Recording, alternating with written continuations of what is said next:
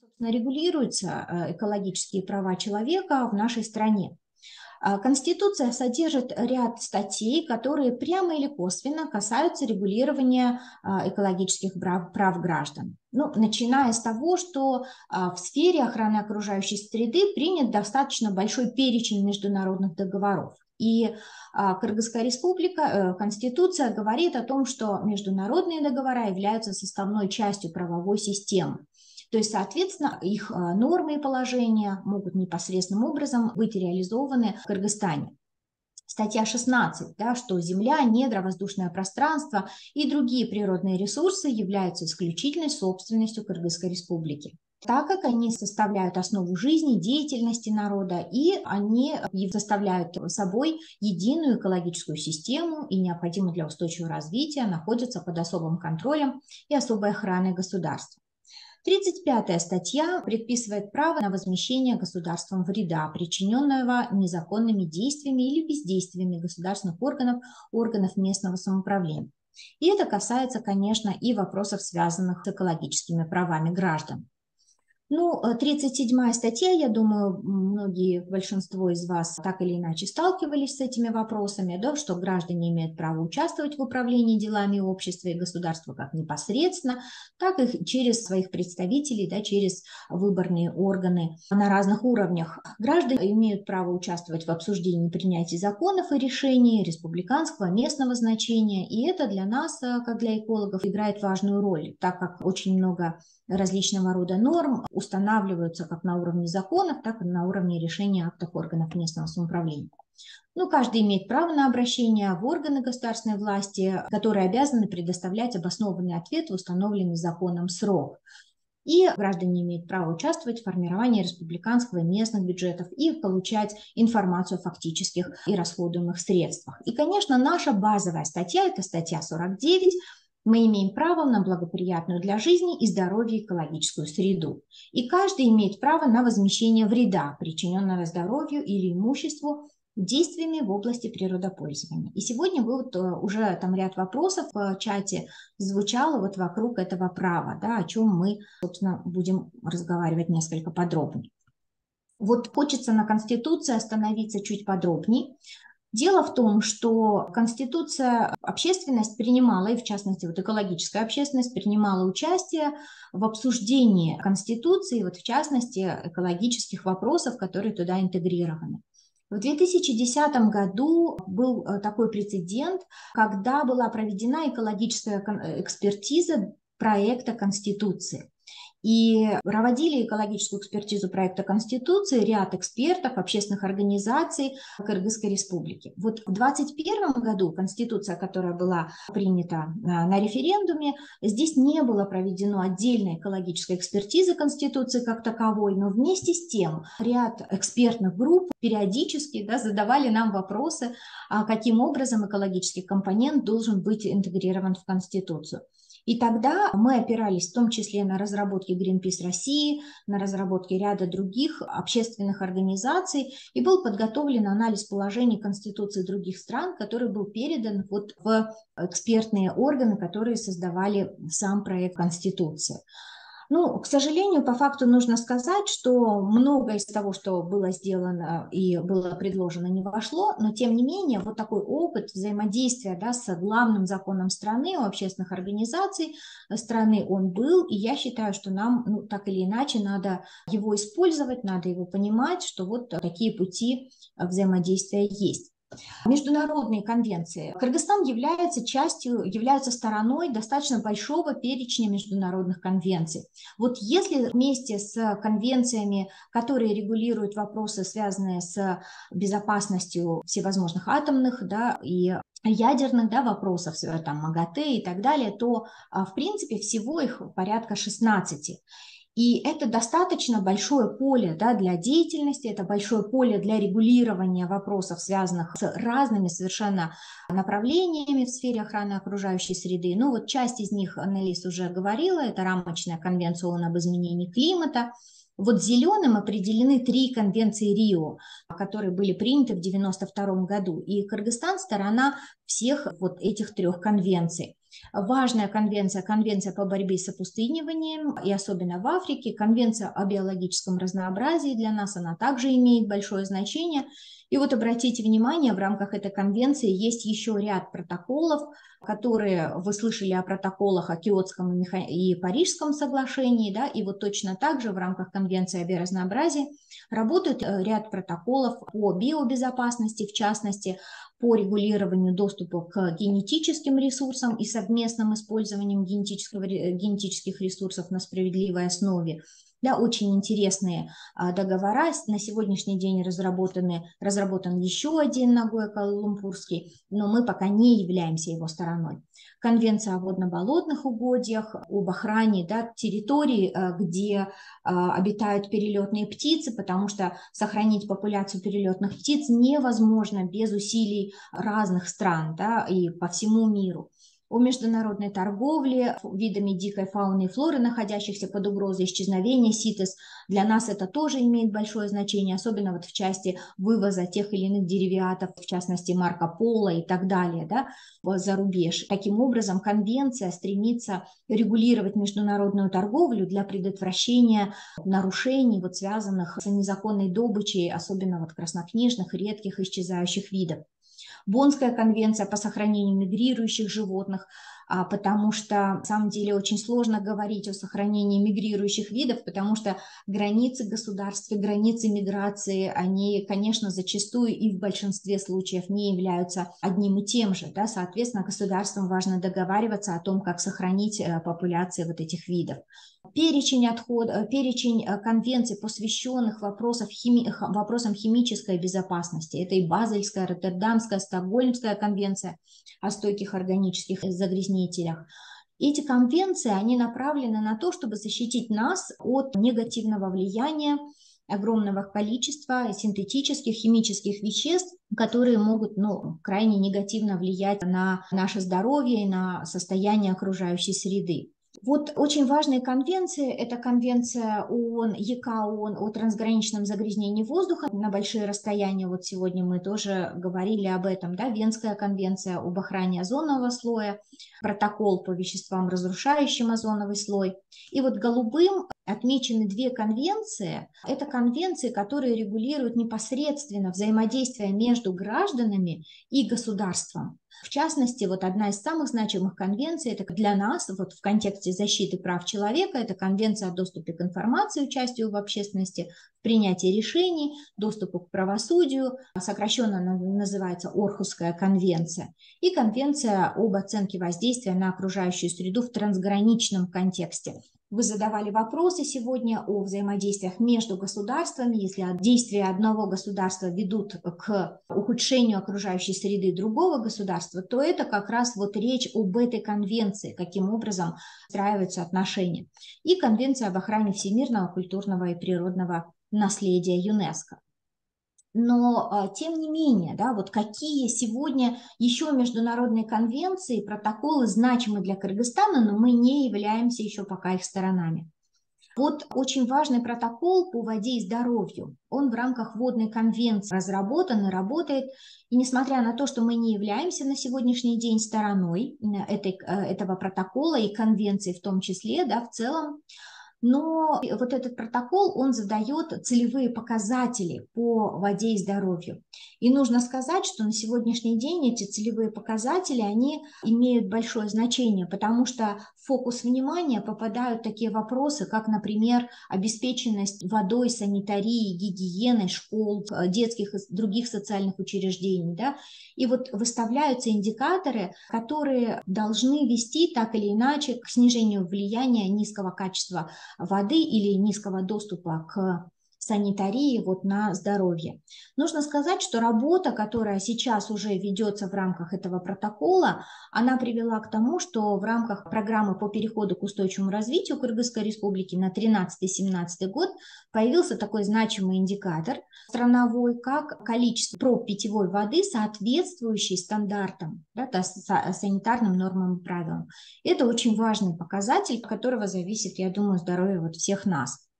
Протокол по стратегической и экологической оценке – это тоже значимый международный документ, но на сегодняшний день Кыргызстан не является его стороной. Вместе с тем, сегодня я тоже думаю, что назрела необходимость присоединиться к этому договору. А вот этот довольно новый Нагоя-Куала-Лумпурский дополнительный протокол об ответственности и возмещении вреда, вот в частности, связанного с непреднамеренным или преднамеренным выпуском ГМО, в частности, от живых генетически модифицированных организмов. Вот здесь нам нужно действительно подумать, возможно, сделать какой-то анализ, да, насколько нам важно присоединиться к этому дополнительному протоколу. Ну, это вот некоторые такие перспективы, да, куда мы можем идти и двигаться. Я уже упоминала об Орхусской конвенции. И вот эта конвенция, почему она так важна для нас? Эта конвенция региональная, она не является глобальной, но она регулирует три базовых права. Да? Это право на доступ к информации, право на доступ к участию в принятии решений и право на доступ к правосудию по вопросам окружающей среды. Дело в том, что это новый документ, он вырос из 10-й статьи Декларации Рио, конференции Рио, которая была проведена в 1992 году. И вот чем уникальна эта конвенция? Дело в том, что в рамках этой конвенции есть комитет по соблюдению. И в комитет по соблюдению граждане стран могут подавать на свои правительства в случае, если правительства не обеспечивают вот эти вот три базовых права. И на сегодняшний момент вот такие вот кейсы, да, по обращению в комитет по соблюдению граждан на свои страны, уже достаточно большой перечень таких кейсов, и вот в частности можно говорить о том, что граждане Казахстана подавали на Казахстан вот в контексте как раз невыполнения положения Орхусской конвенции.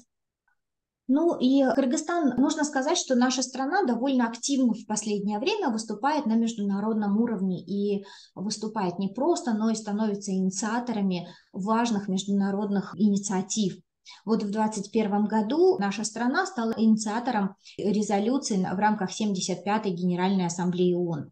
Эта резолюция получила название «Природа не знает границ. Трансграничное сотрудничество как ключевой фактор сохранения, восстановления и устойчивого использования биоразнообразия». Это не первая инициатива нашей страны в рамках сохранения биоразнообразия. Достаточно большой перечень различного рода инициатив был заявлен вот в контексте сохранения снежного барса и его экосистем. И страна неоднократно принимала конференции по сохранению снежного барса, где принимали участие страны, где вот это замечательное существо обитает. Точно так же в 2021 году была инициирована нашей страной резолюция ЮНЕСКО «Расширение мониторинга и исследования горных ледников». Ну, как я уже говорила ранее, горные ледники имеют для нашей страны принципиально большое значение, и особенно в контексте негативных прогнозов и связанных с изменением климата. Поэтому, конечно, для нас вот мониторинг исследования ледников имеет огромное значение. И нужно сказать, что Кыргызстан, он очень последователен в своей позиции на международном уровне и неоднократно обращает внимание на ситуацию, связанную с горными странами, и вот в частности с ледниками, да, на территории горных стран. Поэтому вот это такой, нужно сказать, такой вот тренд, да, который государство двигает, да, и продвигает на международном уровне. Также 2022 год по инициативе президента был объявлен Международным годом устойчивого горного развития. Да, это вот тоже в контексте вот этих инициатив. И мы активно достаточно работаем вот в рамках группы друзей горных стран и так далее. И вот в частности вот такого рода деятельность, она позволяет реализовывать ряд инициатив по обмену, например, долгов за природу, да, о чем вы сейчас поднимали вопросы, да, вот эти. Нужно сказать, что в стране существует достаточно большой перечень различного рода законов и кодексов, которые регулируют вопросы, связанные с природопользованием, с экологической безопасностью и так далее. Ну, я хотела просто сейчас вот не останавливаться на всех, да, но некоторые новеллы описать, что в 2021 году было создано наконец-то Министерство природных ресурсов, экологии и технического надзора.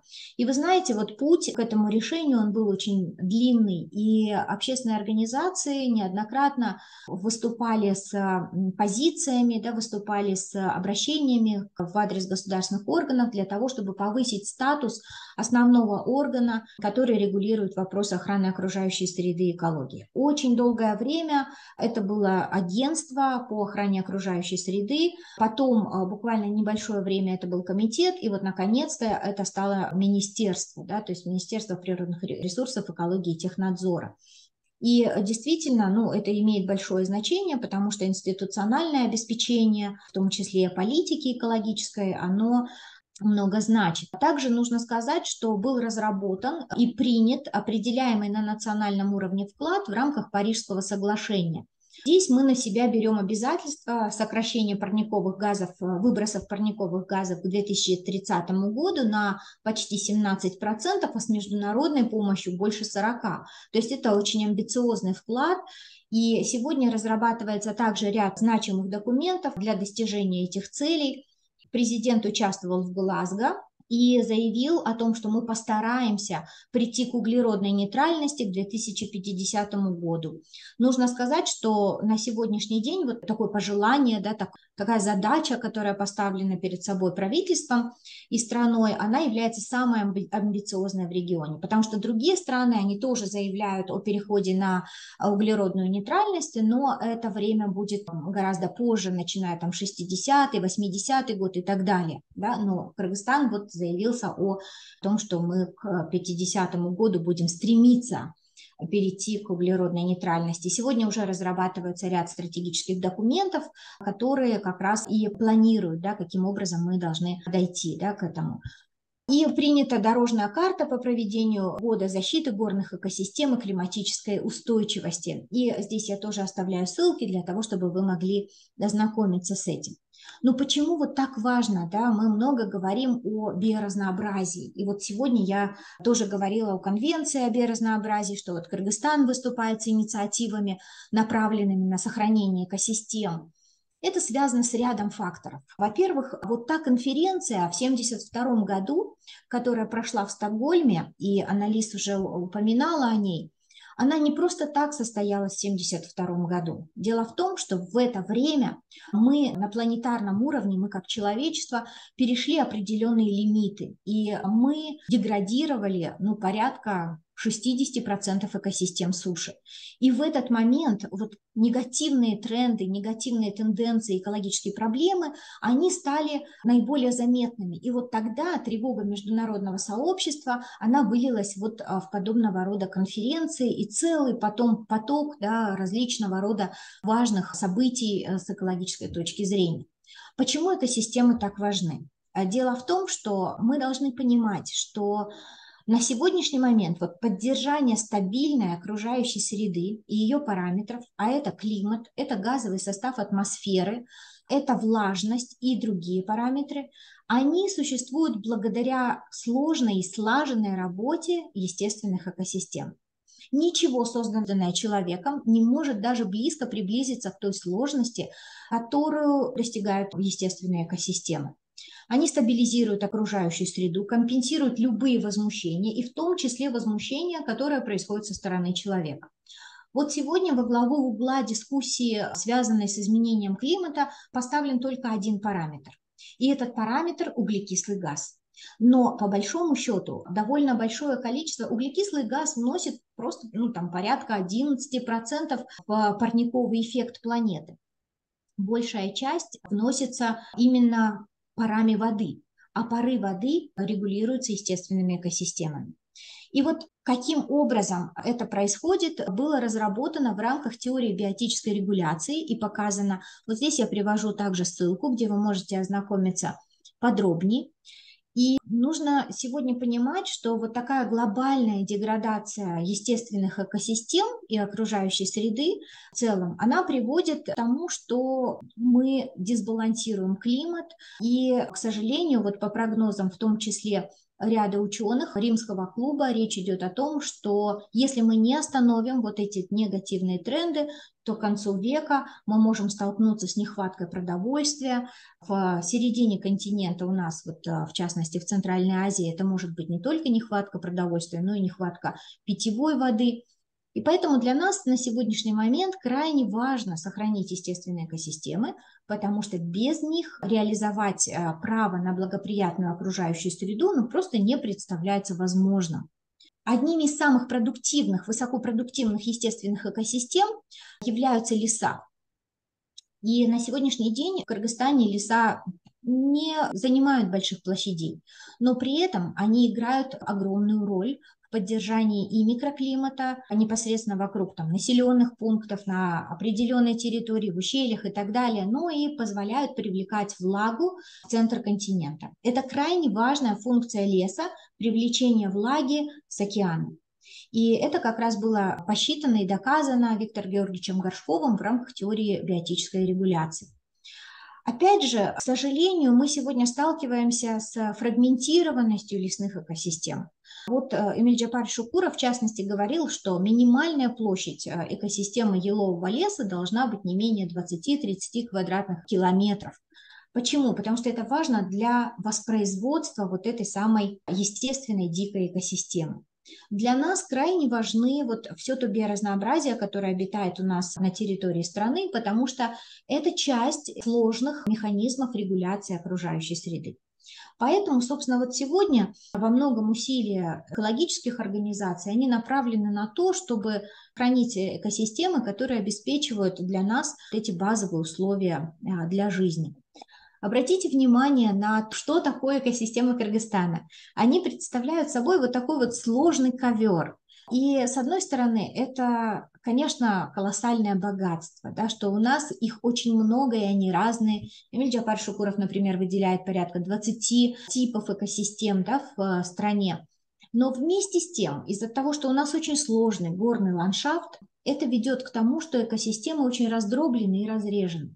И выжить в такой экосистеме даже без влияния человека довольно сложно. То есть практически все экосистемы у нас и так балансируют на грани существования. Поэтому они особенно уязвимы и требуют внимания для того, чтобы не только не разрушиться, да, но и оказать все те экологические услуги, о которых я вот говорила выше. Экосистемы, вот обратите внимание, они располагаются, есть вертикальная зональность. Почему она так важна? Потому что когда мы говорим об изменении климата, вертикальная зональность экосистем будет меняться. И изменение климата приведет к тому, что расширится экосистема вот именно нижнего пояса, а все остальные, они будут двигаться вверх. А что это значит? Это значит, что экосистема, вот, например, экосистема альпийских лугов и обитатели этих экосистем, выходя все выше и выше, они просто будут лишены мест обитания. Да, и, соответственно, даже без наших усилий, как я уже говорила, они являются крайне уязвимыми, и в том числе в контексте климатических изменений. По площадям, вот обратите внимание, лесные экосистемы, которые самые продуктивные и обеспечивают максимальное количество экосистемных услуг, да, для нас, они занимают всего 5,6% территории страны. И то это только на территории Государственного лесного фонда. Ну и все остальное, вот вы видите, да, то есть горные степи, хорошо, горные луга, это то, что нас кормит, это пастбищные экосистемы, но они уже во многом находятся в достаточно сильно деградированном состоянии. И вот один из вызовов, который сегодня стоит перед нами, да, вот эта вот таблица, она может показаться на первый взгляд сложной, но что она показывает? Вот это перечень разных видов экосистем. И вот обратите внимание, здесь выделены красным экосистемы, да, которые крайне плохо или никак не охраняются с точки зрения организации специальных территорий, охранных территорий. Это заповедники, природные парки, заказники и так далее. Да? И вот смотрите, нет заповедников, которые бы сохраняли орчевые леса, да? Ну, природные парки есть. Тугаи. Тугаи – это пойменные леса, которые располагаются вот вдоль рек.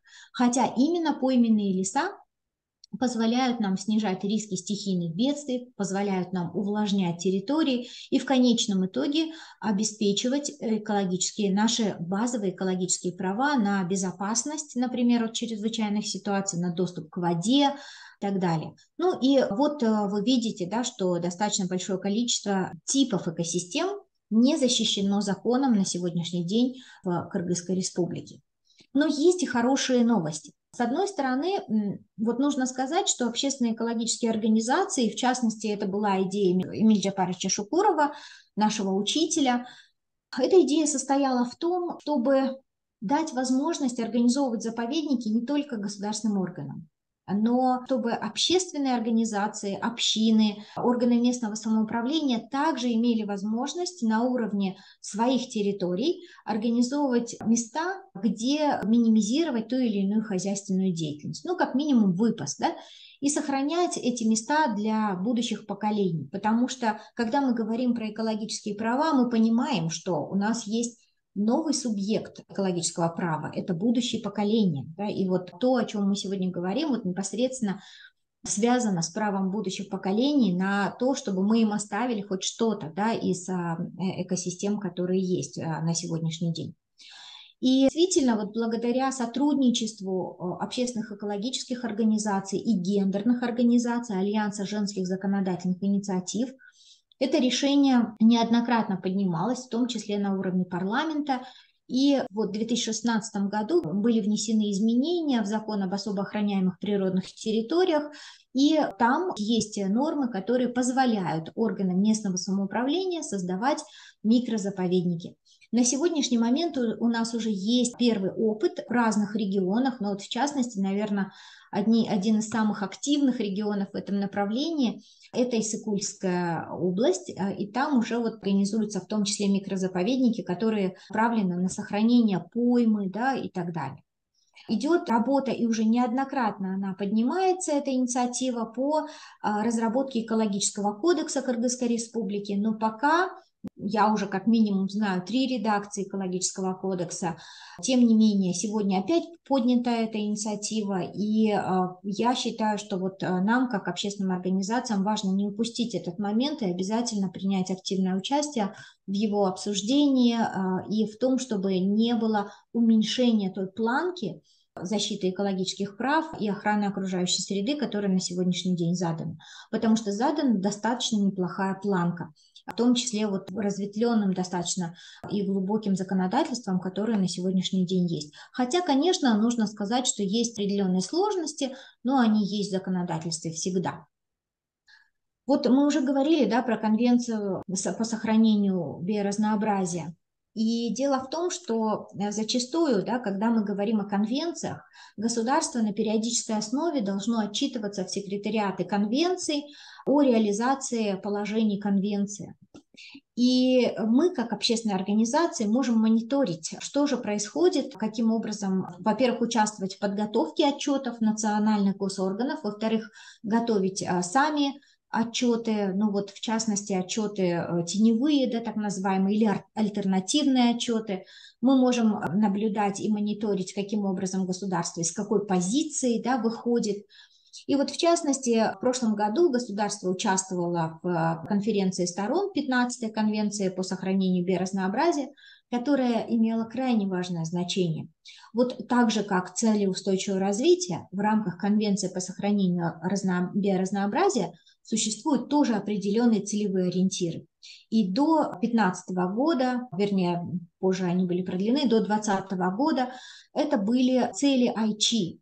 На сегодняшний день переутверждены новые цели и подготовлен очень значимый документ в рамках конвенции, такое Минско-Монреальское соглашение, где выставлены новые целевые ориентиры. И вот очень важно сказать, что как минимум 30% экосистем, да, и территории суши должно быть восстановлено. Да, и это накладывает обязательства, да, на разные государства, в том числе наше. Но мы, как общественность, особо не услышали ничего, информации о том, кто участвовал, какие результаты такого участия, где найти информацию об этом. И точно так же вот в рамках протоколов, которые были подготовлены, которые работают в рамках этой конвенции. Поэтому потенциально это место, ну, как бы дальнейших наших усилий для того, чтобы понимать, ну, с чем мы едем, собственно, и с чем мы возвращаемся. Сегодняшний день имеет большое значение обновление одного из тоже важных документов в сфере сохранения биоразнообразия. Это постановление правительства о приоритетах сохранения биоразнообразия на период до 2024 года, и вот план был до 2020 года. Но вы видите, что документ уже устарел, необходимо его обновление, но на сегодняшний день вот периодически поднимаются эти вопросы. Но я считаю, что очень важно здесь подключиться широко, чтобы потом не остаться, ну, как бы в последствиях неверно принятых решений или политики, которая приведет, наоборот, к деградации биоразнообразия. Поэтому вот этот документ, на мой взгляд, нужно держать в фокусе и обязательно принять участие, когда оно будет разрабатываться.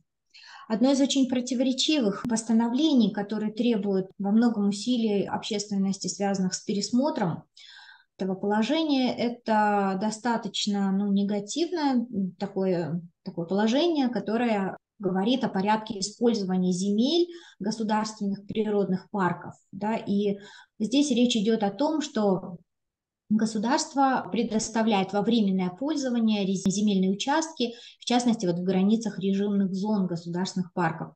Режимные зоны – это зоны особой охраны. И, конечно, это постановление противоречит задачам сохранения.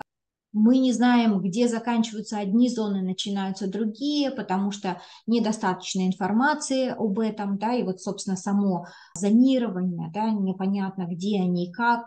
Конечно, это должно все, и там прописано, что это проводится на основе конкурсов, но старались тоже мониторить эти конкурсы. Мы не видим в открытом доступе информации о том, каким образом эти конкурсы проводят, кто дает заключение о том, если, например, среда не восстановлена после аренды вот этих вот территорий. А вы знаете, что зачастую, когда вы едете в тот или иной национальный парк, да, и там вот стоят юрты, и часто эти юрты и туристические вот эти комплексы подвергают деградации те или иные территории, да, за счет выпаса скота, рубки леса и так далее, да.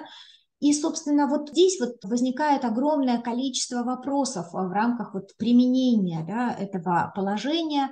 Почему я его вынесла сегодня на наше с вами обсуждение? Потому что оно имеет большое значение для сохранения непосредственно экосистем. Да, и, конечно, оно требует усилий, с одной стороны, как для мониторинга общественного, гражданского, так и для работы по пересмотру положения этого документа. Леса. Вот с лесами обстоит дело у нас достаточно проблемно, да, нужно сказать. Как я уже говорила неоднократно, территория Кыргызстана покрыта на практически 5,6% лесами. Это последняя инвентаризация. Данные о последней инвентаризации. Инвентаризация была проведена в 2011 году, то есть это больше 10 лет. Инвентаризация должна проходить каждые 10 лет. Да, мы ждем, но пока у нас нет обновленных данных инвентаризации. Соответственно, вот здесь вот тоже вопрос методик, как это будет проходить, проходит ли и так далее. А вот количество лесов, которые потенциально могут расти, да, на территории Кыргызстана, обратите внимание, это карта, которая показывает восстановленный ареал лесов. Здесь видно, что лес может занимать порядка 30% территории страны. Да, вот опять же данные по Эмиль Джапаровичу Шукурову. То есть то, что есть, и то, что могло бы быть, да, и это большая разница. Соответственно, если бы у нас была вот такая территория, да, вот 30% лесов, мы имели бы совершенно другой микроклимат и гораздо меньше страдали бы от нехватки воды, были бы защищены в том числе частично хотя бы от исчезновения ледников и так далее. Вот лесной кодекс – это документ, который на сегодняшний день регулирует общественные отношения, связанные с использованием лесов. Вот на что я хотела бы обратить внимание. Дело в том, что вообще сама формулировка леса не предполагает, что это хоть как-то экосистема. И мы проводили анализ разного вот лесных кодексов стран Центральной Азии и столкнулись с тем, что во всех лесных кодексах стран Центральной Азии существует совершенно разное определение лесов. И практически нигде не видно, что лес – это экосистема. Да, и, собственно, вот это, наверное, на сегодняшний день одна из самых базовых и центральных проблем законодательства лесного, потому что в основном вот деятельность, связанная с лесом, да, на территории страны сегодня, она в основном именно лесохозяйственная. Больше того, вот если раньше леса были отнесены к ведению Государственного агентства по охране окружающей среды, то сегодня леса отнесены к ведению Министерства сельского хозяйства. И это, с одной стороны, вызывает некоторую тревогу, да, в том числе вот среди общественных организаций. Принята концепция развития лесной отрасли до 2040 года, которая задает вот такой тренд, да, куда мы должны идти. Но я вот сюда вот вынесла на слайд специально просто название задач. И вы можете обратить внимание, что львиная доля этих задач связана так или иначе с экономическим развитием, с экономическими индикаторами и экономическими показателями. То есть фокус внимания, вопросы, связанные с неэкономическими благами, да, которые приносит лес, практически не попадает. Хотя наличие лесов на территории Кыргызстана является нашим общим правом, да, потому что это право на чистый воздух, это право на микроклимат, право на воду в том числе и так далее. Да. Хотя, конечно, вот поди попробуй докажи, да, вот эту вот связь. Мы участвовали в рабочей группе Совета безопасности и работали над созданием антикоррупционного плана в то время Государственное агентство охраны окружающей среды. Вот здесь на этих фотографиях вы можете видеть результаты лесного хозяйствования. Это недалеко от Бишкека, это Чуйский лесхоз, в частности, вот под Токмаком. Это форелевые хозяйства, которые взяли в аренду земли Государственного лесного фонда, и эти земли взяты в аренду на 49 лет. В принципе, лесной кодекс позволяет брать земли лесного фонда в аренду. И вот обратите внимание, когда, несмотря, вот с одной стороны, да, мы говорим об экосистемах, да, и о работе, которая важна для вот всех нас. А с другой стороны, мы видим, во что это превращается. И, собственно, вот каким образом осуществляется этот контроль, то есть контроль должен осуществляться лесхозами, да, но на сегодняшний момент, когда вот мы проехались по участкам, которые были отданы в аренду, да, в долгосрочную аренду, мы вот такие вот кейсы увидели практически, в каждом втором арендованном участке, да, то есть там не только не восстанавливается лес, но и ровно наоборот мы видим совершеннейший откат и ухудшение ситуации. Были замечены также, например, теплицы, где использовалось огромное количество, просто там вот находился склад из китайских пестицидов, которые вот использовались для теплицы. И, собственно, вот это тоже потенциальная сфера деятельности и гражданского мониторинга, да, где у нас вот зачастую не хватает ни сил, ни энергии, ни возможностей, да, для того, чтобы предотвратить вот подобного рода нарушения на землях Гослесфонда. Мы использовали космоснимки также, но мы видим, что зачастую космоснимки не дают полной картины, хотя могут показать масштабы проблемы. Вот обратите внимание, например, вот эта часть, да, вот видите, Азиатский медицинский институт, да, вот эта часть, она числится как земли Государственного лесного фонда. Да, хотя вы видите, что здесь, на этой территории, ни о каком лесе речи быть совершенно не может, и тем более ни о каких лесовосстановительных работах. Точно так же мы по результатам антикоррупционной экспертизы выявили, да, количество рубок всевозможных, которые могут осуществляться непосредственно лесными хозяйствами. И вы видите, что, фактически, да, если вот обобщать, мы понимаем, что любое дерево может быть срублено, даже несколько, без нарушения законодательства, потому что законодательство работает таким образом, что оно дает достаточно широкий спектр полномочий для лесхозов, и крайне сложно оценить вот эти самые нарушения, да? Но тем не менее это нужно делать. И гражданский мониторинг, он должен осуществляться, потому что в противном случае мы просто рискуем потерять леса, и в частности вот наше богатство – это естественные леса.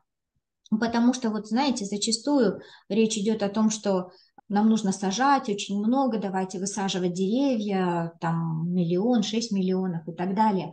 но далеко не все то дерево, да, которое мы посадили, будет работать на благо, да, на защиту наших прав, на благоприятную окружающую среду. Зачастую это может быть ровно наоборот, потому что, например, вот те павловнии, да, которые вот высажены, когда вы едете вдоль трассы на Иссык-Куль, они работают в обратную сторону, они наоборот лишают вот эту территорию, да, необходимой воды, вот грунтовых вод. То есть плантации – это не леса, абсолютно, это совершенно разные вещи. Нам нужно восстанавливать леса и меньше внимания уделять плантациям. То есть если мы говорим о плантации, то плантации – это только для использования в хозяйстве, в хозяйствующих нуждах, в хозяйственных нуждах, да, но леса – это экосистема прежде всего. И вот это тот разрыв, который на сегодняшний день есть и в законодательстве, и в деятельности вот самих хозяйств, да, лесных. В качестве нерегулируемого, скажем, пробела в законодательстве страны можно сказать о том, что вот это вот регулирование лесозащитных полос. Лесозащитные полосы крайне важны на сегодняшний день в контексте как адаптации к изменению климата, так и деградации почв, снижения там, урожайности в том числе. Но, тем не менее, они выпали из законодательства, не регулируются ничем, хотя вот важно их не просто вернуть, да, в законодательство, но и активно восстанавливать, да, и проводить широкие кампании, потому что это связано в том числе с безопасностью окружающей среды, с одной стороны, да, и с другой стороны для повышения качества окружающей среды. Вот одним из инструментов, которые есть у общественности, это, конечно, является закон о охране окружающей среды и закон об экологической экспертизе. И очень важным инструментом, который задают эти законы, и в том числе закон о нормативных правовых актах, является проведение экологической экспертизы нормативно-правовых актов, нормативно-технической и другой и иных документов. И вот на самом деле, опираясь на эти положения, нам удалось достичь достаточно таких серьезных результатов, хотя далеко не всех. Вот закон о нормативно-правовых актах, он говорит в статье 20, да, проведение правовой и иной научной экспертизы. Вот Зульфия на прошлой встрече говорила о 5 видах экспертиз, и я хотела обратить внимание непосредственно на экологическую. Стандарты проведения специализированных видов экспертиз приняты парламентом, и они работают для проектов законов, а инструкция о порядке проведения вот этих 5 видов экспертиз, она работает для подзаконных нормативных правовых актов. И вот, собственно, мы таким образом можем охватить весь перечень нормативно-правовых актов и использовать этот инструмент для оценки экологической составляющей и того, насколько вот будут соблюдаться эти положения. На сегодняшний день вот эти стандарты, они предполагают 3 блока, да, на которые мы смотрим. Первое – это состояние природных ресурсов оценивается, да, насколько тот или иной нормативно-правовой акт может отразиться на ресурсной базе, в воде, недрах, лесах и так далее.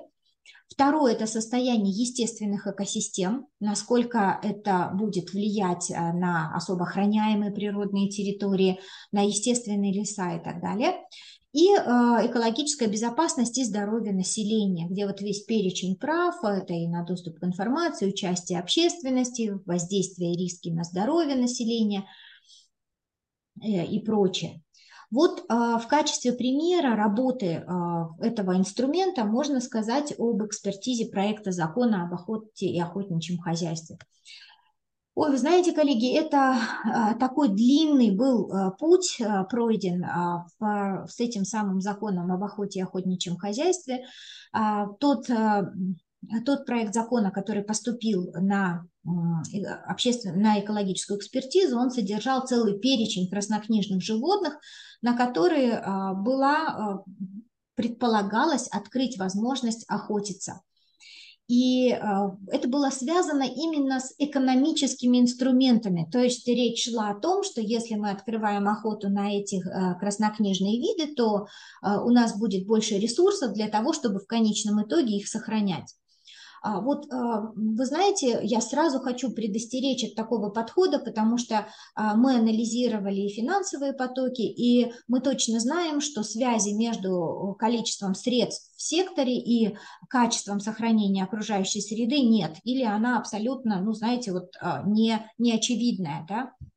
Поэтому здесь мы обращались, кстати, нужно сказать, вот в разные международные организации, и в частности в секретариат Конвенции о сохранении биоразнообразия, в IUCN. Мы сами являемся, экологическое движение «Биом» является членами IUCN. IUCN – это инициаторы Красной книги, они одни из авторов Конвенции по сохранению биоразнообразия и другого большого перечня международных нормативных правовых актов. И по факту мы получили такой ответ. Кстати, мы еще отправили письма запроса, да, на информацию порядка в 20 стран, где так или иначе, ну, такой опыт существовал. Получили ответ, правда, только из Африки, и все. Да? Но тем не менее это было также интересно. И вот по результатам вот этой работы мы столкнулись с чем? Что и из секретариата Конвенции по сохранению биоразнообразия, и из IUCN нам были направлены письма с ответами, что право на распоряжение природными ресурсами на территории страны принадлежит государству. И если государство принимает решение о том, чтобы открыть охоту на краснокнижные виды редкие исчезающие, то это его право.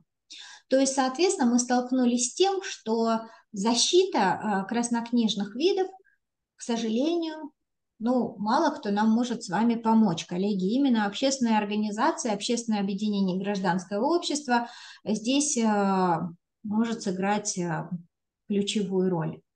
Ну и в результате больших усилий, работы на многих общественных слушаниях в парламенте, петиции и так далее, проект был переработан порядка на 80%. Нам удалось устранить перечень краснокнижных животных из перечня охотничьих. Единственное, вот кроме Марко Поло, потому что это самый дорогой вид охотничьих животных на территории Кыргызстана, и на сегодняшний день пока вот эта борьба продолжается. Было прописанное участие общественности, повышена прозрачность охотпользовательской деятельности и вообще запущена широкая общественная дискуссия. Мы не остановились на достигнутом, но, к сожалению, полностью, да, закрыть охоту на краснокнижные виды не удалось, хотя такие попытки, ну, это была серьезная работа, да, в этом направлении, но определенные успехи были достигнуты. В прошлом году был принят запрет, мораторий на охоту на перечень животных, в том числе и Марко Поло, волка выше 2000 метров и так далее, на территории Нарынской и Сыкульской областей. Но буквально вот готовясь к этому мероприятию, я стала уточнять, насколько и как реализуется этот мораторий. И получила печальный для себя ответ, что этот мораторий был отменен. То есть вот эта борьба между экономическими интересами и экологическими правами, да, а право на благоприятную окружающую среду – это право всех нас, да, оно все время вступает вот в этот конфликт. И останавливаться на том, чтобы, ну, как бы здесь это забег на долгие дистанции. И тут нужно сказать, что если мы потеряем эти виды, то восстановить популяции, ну, будет практически невозможно. Именно поэтому важен принцип превентивности, принцип предосторожности любой деятельности, и в том числе вот этих решений. То есть цена неверных решений, она очень высока, ну вот в нашем секторе.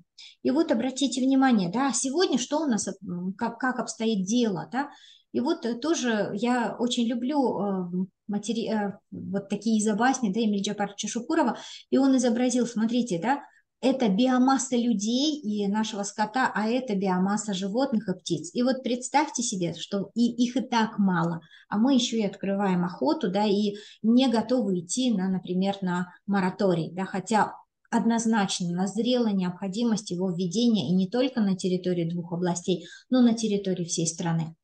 Вот другой инициативой, это была инициатива о экспертизе проекта закона о республиканском бюджете. И это была очень интересная практика, вот в том числе в рамках проекта Биофин это было использован потом вот этот вот подход, да, и опыт. Но, собственно, что мы увидели? Что, как я уже сказала, ресурсы в сфере охраны окружающей среды есть, но существующая система развития, да, она конфликтует с экологическим измерением. И мы увидели, что распределение ресурсов, оно происходит крайне неэффективно и не дает тех результатов, которые могли бы дать. Ну вот, собственно, вот этот опыт, он, мне кажется, тоже мог бы, особенно вот участникам-экономистам, я думаю, можно взять на заметку и также постараться, ну, как бы работать вот в этом направлении. Конечно, я считаю, что инструмент экологической экспертизы нормативно-правовых актов для нас имеет огромное значение. Да, по-прежнему существуют проблемы и сложности. Вот я слышу периодически такие идеи о том, что нужно его, ну, так скажем, убрать, потому что он не работает. Но нет, ни в коем случае не нужно. Нам нужно оставить инструмент экологической экспертизы нормативно-правовых актов, потому что все-таки он позволяет снизить экологические риски, негативные издержки в будущем, да, так называемые вот экстерналии, да, в том числе негативные, позволяют ориентироваться на лучший опыт и формируют экспертные сети. Вот тоже был вопрос по поводу того, где брать экспертов, особенно международных. Для экспертизы закона об охоте и охотничьем хозяйстве мы привлекали ряд международных экспертов, которые давали нам, ну, мы на уровне социальных общественных сетей, потому что организации, работающие достаточно много времени, да, вот в этой сфере, уже наработали большой опыт. Мы также привлекали международных экспертов при обсуждении, например, инициативы по строительству атомной электростанции в стране. Ну, то есть такие возможности есть, и это хорошо работает. Вот другой опыт мониторинга гражданского общественного, да, это мониторинг безопасности образовательной среды.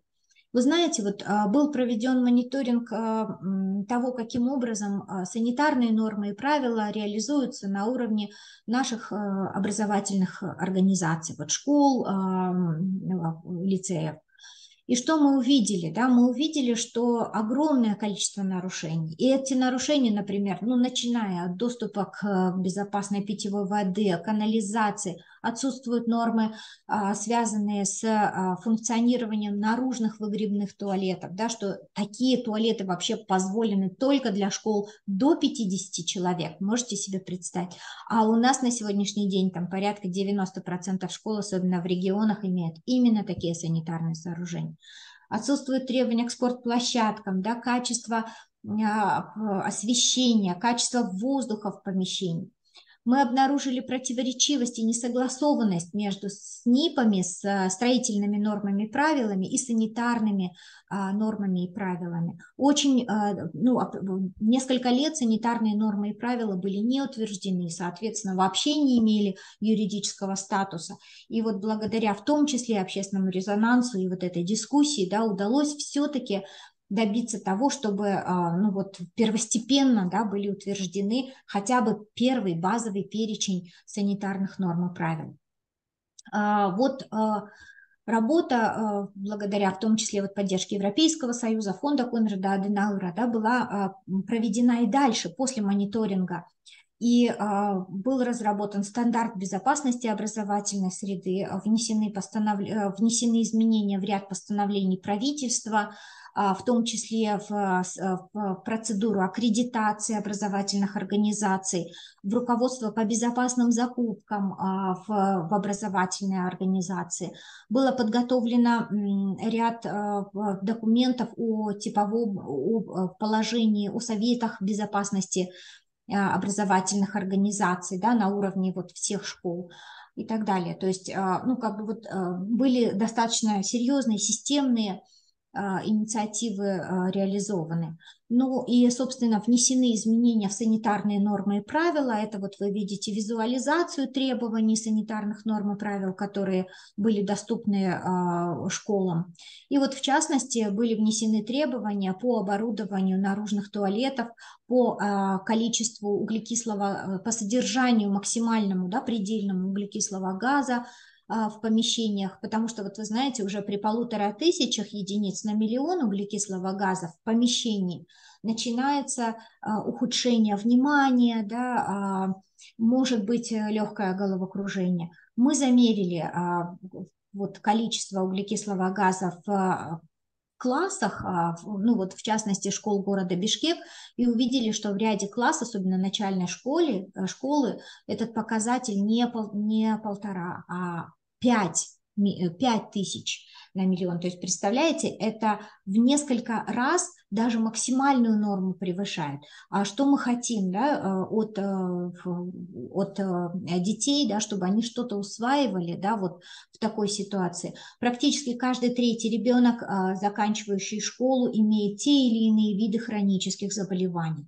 И это то, что связано с непосредственными правами на благоприятную окружающую среду. То есть эти заболевания, связанные, например, заболевания органов зрения, связанные с некачественным освещением, дыхание, респираторные заболевания, они связаны с некачественной вентиляцией, да, и так далее. Да. То, что касается туалетов, гигиены воды, санитарии, мы знаем о том, что очень большое количество гельминтозов, да, вот на уровне в том числе в детских социальных учреждениях. И это ну, такая hot pot, да, горячая точка, на которую мы должны обращать внимание, потому что это не просто экологические права, но это экологические права детей, то есть будущего поколения. Общественными организациями вот, ну, к сожалению, не на постоянной основе, да, но вот дважды был проведен мониторинг использования пестицидов и влияния пестицидов на здоровье населения. Это было 96-й год, и сейчас вот мы в процессе как раз, это вот только драфтовые данные, да, вот которые вы здесь видите. И, если честно, эти данные поражают, потому что порядка 45% людей, которые используют пестициды в сельском хозяйстве, сообщают о тех или иных симптомах отравления. На сегодняшний день вот те драфт данных, которые у нас на сегодняшний день есть, видите, он не изменилось, это число, это точно так же, там порядка 45-46% населения травится, и это происходит неоднократно. У нас есть группы людей, которые травятся в год до 12 раз в год, в основном это мужчины. И получается, что вот вопрос использования пестицидов, химических веществ в сельском хозяйстве, это тоже одна из горячих точек, на которую требуется вот обратить внимание и правозащитников. Но с чем связана такая ситуация? Во-первых, на сегодняшний день у нас в законодательстве есть очевидные пробелы. Продажа пестицидов, торговля пестицидами у нас не лицензируется, то есть пестициды можно продавать и вот так, и вот так. И были сделаны вот в рамках мониторинга, мы видели, например, кейсы, когда продаются с этой стороны магазина сельского, например, хлебобулочные, там, макароны, да, а вот с этой стороны пестициды, и очень часто были кейсы, когда пестициды продавались на развес, то есть могли отлить там куда-то в баночку, насыпать, хотя это, это запрещено, потому что это риск очень высокий, да, отравлений.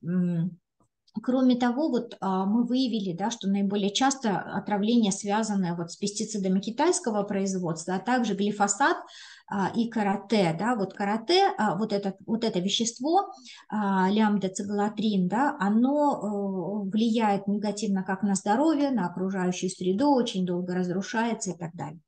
Вот эти вещества внесены в список международный Pesticide Action Network, то есть это организация, это огромная международная большая организация, которая как раз вот составила перечень пестицидов, которые негативно влияют на окружающую среду и здоровье. И вот эти пестициды внесены, которые у нас используются достаточно активно. Вот независимая экологическая экспертиза провела тоже мониторинг серьезный, да, использование пестицидов, которые используются и разрешены. У нас есть два перечня. Один – это реестр разрешенных пестицидов к применению в Кыргызской республике, а другой список – это перечень веществ запрещенных или строго ограниченных. Так вот, вот эти два вещества, бинамил и тирам, входят в оба эти списка. То есть они и запрещены, и разрешены одновременно. Ну и вот количество ингредиентов, которые особо опасных, которые входят вот в этот список ПАН, которые разрешены к применению на территории Кыргызской республики, вот на сегодняшний день составляет 79. То есть ситуация очень серьезная, рискованная, да, на сегодняшний день вот по использованию пестицидов. Вы можете купить их везде. Это могут быть крайне опасные пестициды. У нас нет ни одной лаборатории в стране, которая бы определяла остаточное количество пестицидов в пищевой продукции. Только стойкие органические загрязнители, а это небольшой перечень. Ведется карта вот такая, это Экомир, Влад Ушаков, может быть, вы слышали, это общественный мониторинг экологических нарушений. Вот эта карта вошла в указ президента по экологической безопасности. Плюс в том, что очень большое внимание в социальных сетях, да, привлекают внимание, да, те или иные кейсы, вот в частности разливы там нефти на дорогах на территории там в сторону города Ош и так далее, да, в том числе там разработки, вырубки и так далее. Но на сегодняшний день мы видим очень слабую реакцию со стороны государственных органов на выявленные нарушения. То есть мониторинг общественный, с одной стороны, есть, а с другой стороны, вот реагирование, да, еще недостаточно, ну, нужно сказать, качественное. Но, с другой стороны, вы видите, да, количество этих нарушений, которые были зафиксированы. Вы можете обращаться к Владу, да, и тоже, если вы встревожены той или иной ситуацией, да, тоже передавать ему информацию о нарушениях. Сегодня поднимался вопрос о мониторинге качества воздуха. Вот общественная организация MoveGreen действительно ведет гражданский мониторинг с 2017 года. Были установлены 11 датчиков. И это благодаря, в том числе, вот этой вот компании, да, был этот вопрос поднят на уровне правительства. Инициирован и принят план комплексных мер по улучшению экологической ситуации в городе Бишкек в 2018, потом еще правительственный план комплексных мер по улучшению ситуации не только уже в городе Бишкек, но в Сокулукском и Ламудунском районах Чуйской области, да, на вот эти годы. Вы можете обратить внимание на этот план, хотя в открытом доступе его на самом деле достаточно сложно найти, но нужно сказать о том, что он крайне плохо реализуется. Хотя был сделан анализ источников загрязнения водного воздушного бассейна города Бишкек. Есть рекомендации, но реализуются они крайне слабо. Это опять же тот кейс, когда испортить гораздо проще, вернее, предупредить гораздо проще, чем восстановить испорченное. Сегодня общественная организация просто периодически ставят вопрос о озеленении Бишкека и других крупных городов, Аша в том числе. И во многом эта ситуация связана с недостаточностью регулирования. Вот был инициирован закон об охране зеленых насаждений в населенных пунктах общественными организациями. Он был разработан, проведены все виды экспертиз специализированных, была работа с парламентом, с Министерством природных ресурсов, но на сегодняшний момент он пока так и не принят, он неоднократно вывешивался на общественное обсуждение, но нет.